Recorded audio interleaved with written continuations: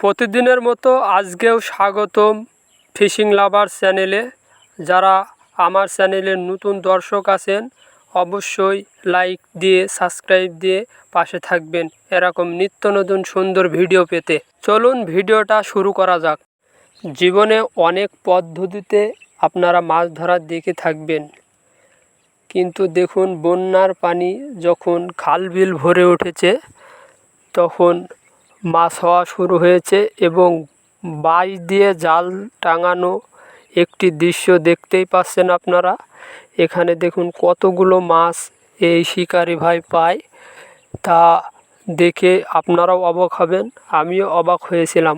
অনেক মাছ 20 থেকে 30 কেজি মাছ দেখুন এই শিকারি ভাই একবারে পেয়ে গেছে, দেখে পুরোই অবাক।